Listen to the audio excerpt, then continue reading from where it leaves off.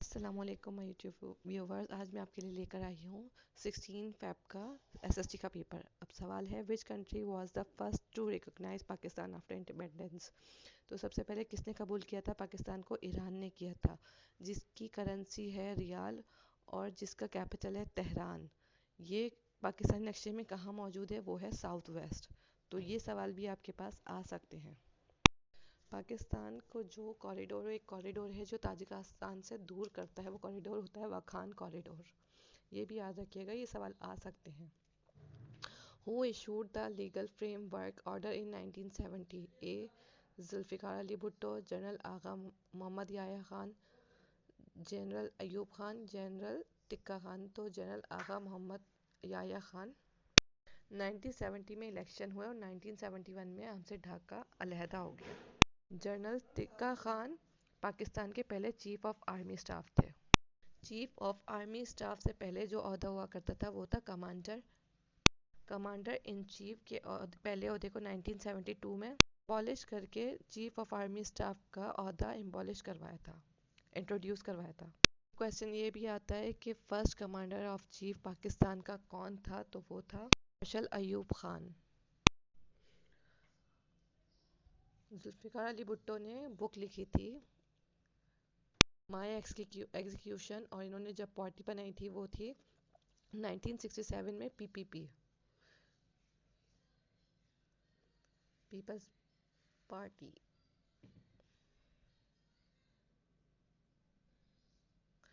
In which year Pakistan became Republic?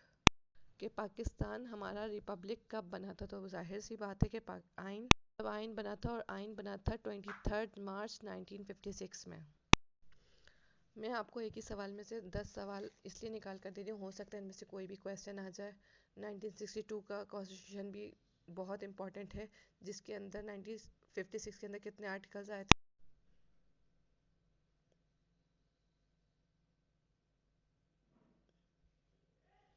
234 articles आए थे 1956 में, 250 आर्टिकल्स आए थे 1962 में, 280 आर्टिकल्स आए थे 1973 के अंदर, और 23 मार्च 1956 को हमारा पाकिस्तान रिपब्लिक हुआ था।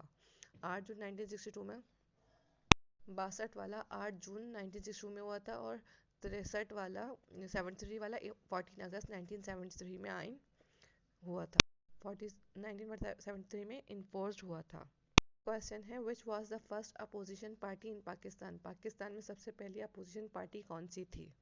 उसका सही ऑप्शन है आज़ाद पाकिस्तान पार्टी। जो थी वो हमारी फर्स्ट अपोजिशन पार्टी थी। East India company was established in?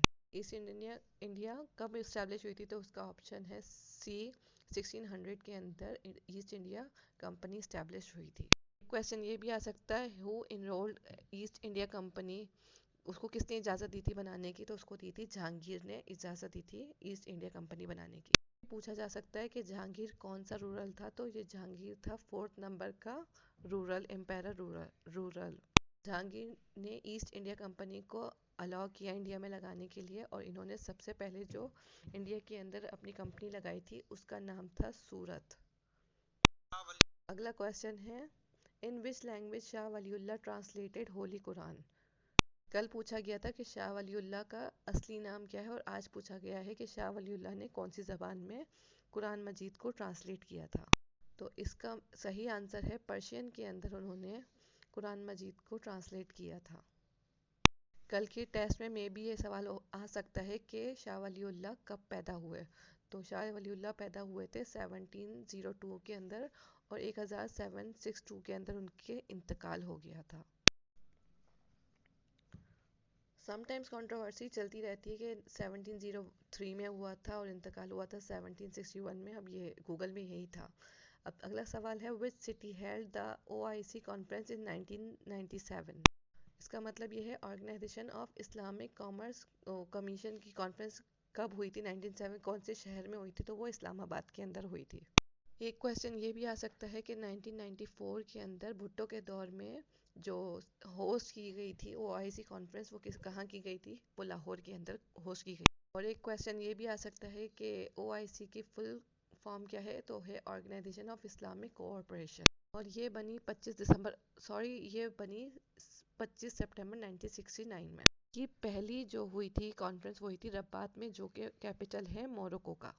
एक क्वेश्चन ये भी आ सकता है कि OIC का हेड ऑफिस कहाँ है, तो वो है जद्दा के अंदर, जिसका कैपिटल है रियाद, वो सऊदी अरेबिया। अच्छा, जहां Ara Begum Shah Nawaz from Punjab founded Punjab provincial Muslim women league in. उन्होंने Punjab provincial Muslim women league कब बनाई थी, तो ऑप्शन है बी 1935 में। इन्होंने ये बताया पंजाब प्रोविंशियल मुस्लिम लीग वुमेन का बताया, पूछा है। अब हो सकता है ये भी पूछ सकते हैं कि लंदन की मुस्लिम लीग किसने बनाई थी, तो वो बनाई थी सैयद अमीर अली ने 1908 के अंदर। उस मीटिंग को होस्ट भी सैयद अमीर अली ने ही किया था, और ये लंदन में कहाँ हुई थी, ये हुई थी कैक्सटन हॉल लंदन में हुई थी। 1935 के अंदर डायरकी सिस्टम को एबॉलिश कराया गया था, जो कि 1919 के अंदर बना था। इसमें से मैंने एक ही सवाल में से काफ़ी सारे क्वेश्चन, हो सकता है इनमें से कोई भी क्वेश्चन आ जाए, तो इसलिए मैंने सवाल के जितने सवाल निकल रहे थे वो मैंने आपको बता दिए। अगला क्वेश्चन है the star on the national flag represent. कल सवाल आया था कि नेशनल फ्लैग पाकिस्तान का कब अप्रूव हुआ, तो वो हुआ 14 अगस्त 1947 के अंदर, 11 अगस्त 1947 के अंदर। सवाल है कि ये किस चीज़ को रिप्रेजेंट करता है, तो ये रिप्रेजेंट करता है लाइट एंड नॉलेज को। अब ये भी पूछ सकते हैं कि किसने इसको बनाया था, तो ये था अमीरुद्दीन किदवानी ने। एग्जामिनर इन्हीं सवालों के अंदर से ये सवाल निकाल कर ही आपके लिए नए सवाल बनाता है, तो प्लीज़ ध्यान से पढ़िएगा। अगला सवाल है हमारे पास, हाउ मैनी शहीद्स have receive Nishan Haider to date for their extraordinary gallantry. अब ये इन्होंने पूछा कि कितने निशान हैदर दिए गए हैं शहीद को, तो गूगल पे जाकर देखा तो वो 11 बता रहा है। मैंने काफ़ी सारे सर्च किए तो वो बता रहा है 10। अब ये इसका मुझे कंफर्म नहीं है, 10 भी आ रहा है और 11 भी आ रहा है। अगर मैं गलत हूँ तो प्लीज़ आप मुझे करेक्ट कर दीजिएगा कि 10 निशान हैदर मिले या 11 निशान हैदर मिले। तो जो मेरे काफ़ी ज़्यादा मेजॉरिटी में थे वो थे 10 था, तो इसका ऑप्शन यही ए ही करेक्ट होगा। अब इसमें ये भी पूछा जा सकता है कि पहला निशान हैदर किसको दिया गया था, तो वो दिया था कैप्टन राजा मोहम्मद सरवर भट्टी को। भी सवाल आ सकता है कि हाईएस्ट मिलिट्री अवार्ड कौन सा है, तो वो भी निशान हैदर है। अब है इन विच हिजरी एयर गजवा ओहद वाज फाउंड। पूछा था गजवा आज़ाब कौन सी हिजरी में लड़ी गई थी, तो वो हुई थी 5 हिजरी में। और आज पूछा गया है कि गजवा ओहद कब लड़ी गई थी, बी ऑप्शन 3 के अंदर, मतलब 3 हिजरी में। हो सकता पूछे कि गजवा बदर कब हुई थी, तो वो हुई थी 2 हिजरी के अंदर। आप ना अपनी इंफॉर्मेशन के लिए गजवा जितनी भी गजवाए ओहद अहज़ाब बदर जितनी भी थी, आप सारी हिजरी उसकी याद कर लीजिए, ताकि आपके क्वेश्चन हो सकता है इसमें से आ जाए, क्योंकि कल गजवा अहज़ाब का पूछा और आज गजवा ओहद का पूछा है। अगला क्वेश्चन है इन विच सूरह the incident of Maharaj has been discussed. तो महराज का जो इंसिडेंट हुआ था वो किस सूरत के अंदर डिस्कस किया गया है, तो इसका आंसर है बनी इसराइल। ये क्वेश्चन मतलब एक वेबसाइट से उठाया गया है, ना ऑप्शन चेंज किए गए ना सवाल में कोई चेंजिंग है, तो और मे बी उस वेबसाइट का नाम मैं बता दूं जिसमें से ये उठाया गया, वो इस्लामिक स्टडी वेबसाइट है, islamic-study.com। आप उस वेबसाइट के थ्रू भी अपनी तैयारी इस्लामियत की कर सकते हैं।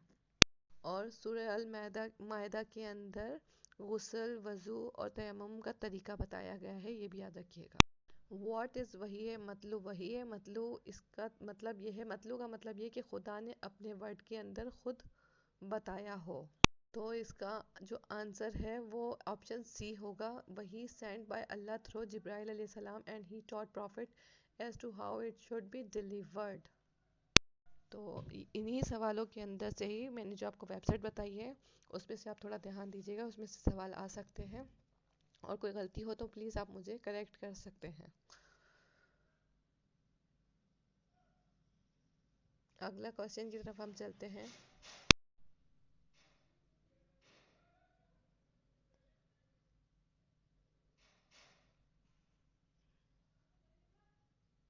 विच सूरह ऑफ होली कुरान हैज़ 2 सजदा।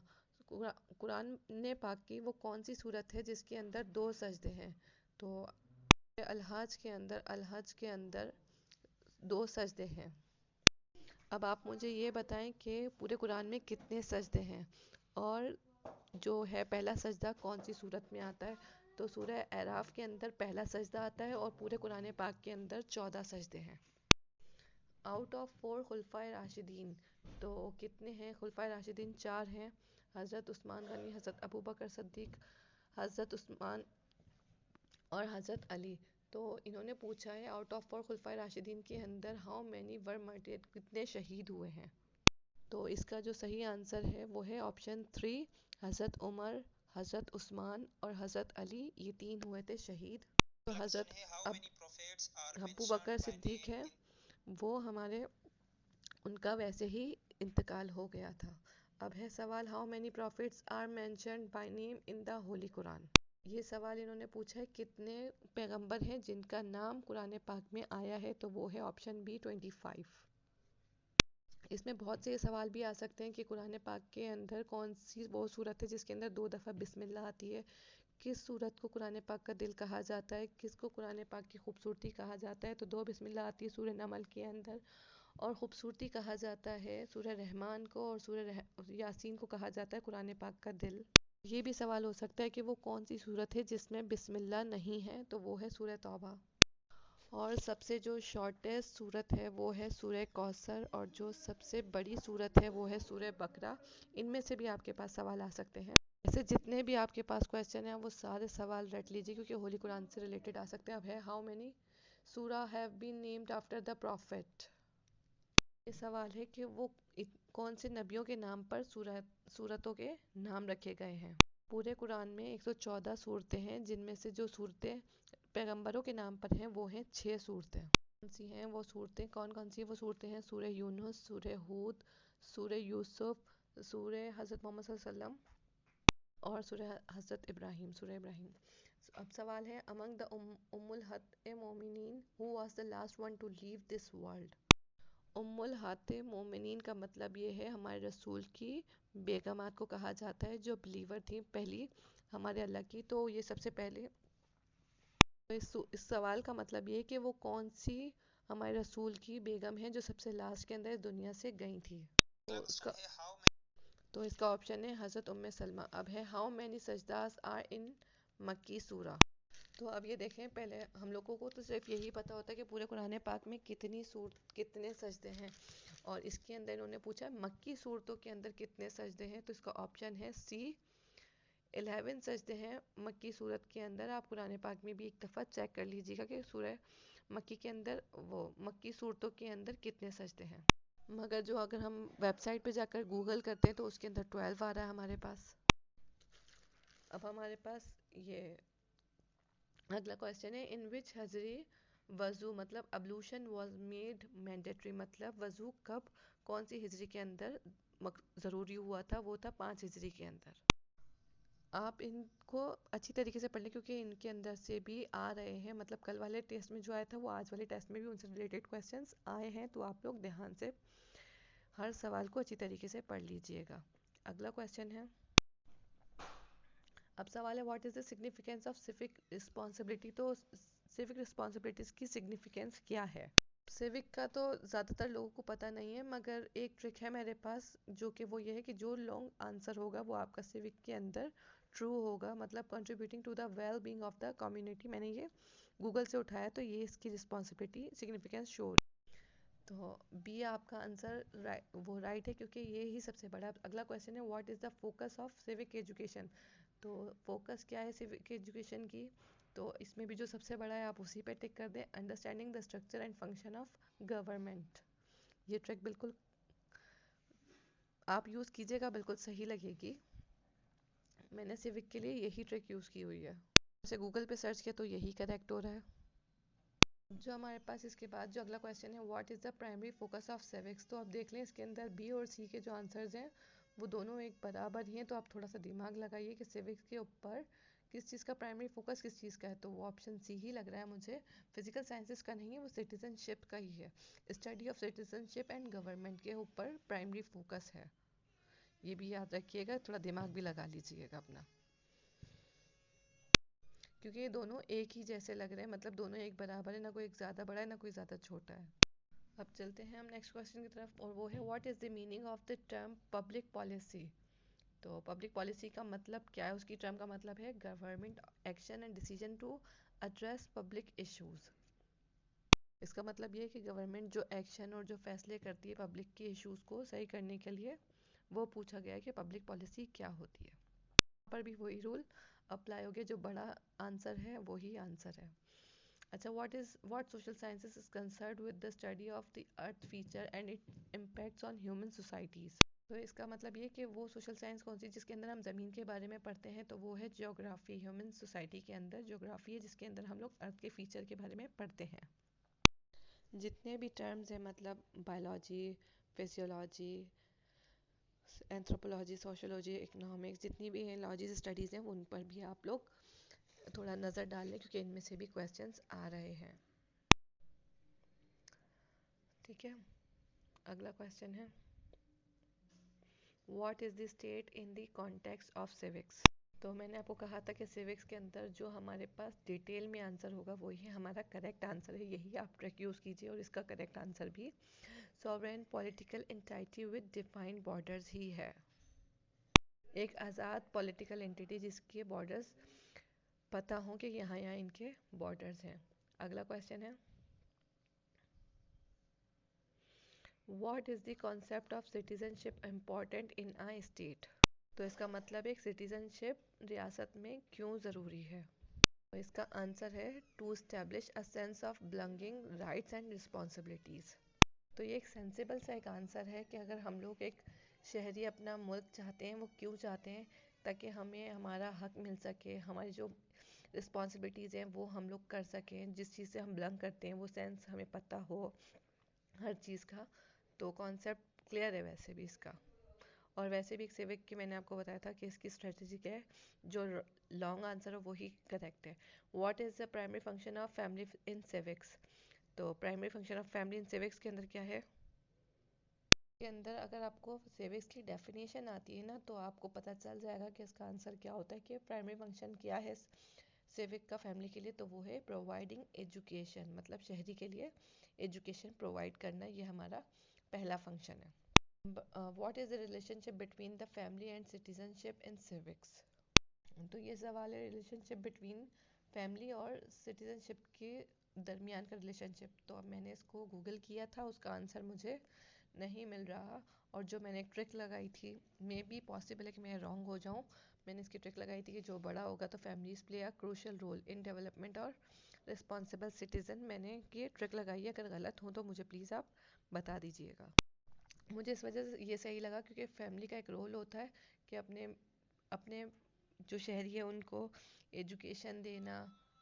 अच्छा, दूसरा सवाल है how does the concept of cosmopolitan citizenship differ from traditional notion in of citizenship. तो ये कॉस्मोपॉलिटन सिटीजनशिप का जो कॉन्सेप्ट है, वो जो उसका आंसर जो है वो आपके पास सबसे बड़ा जो लिखा हुआ आ रहा है आंसर, वो है option B. Traditional citizenship is based on loyalty to a nation while cosmopolitan citizenship emphasizes global identity and responsibility.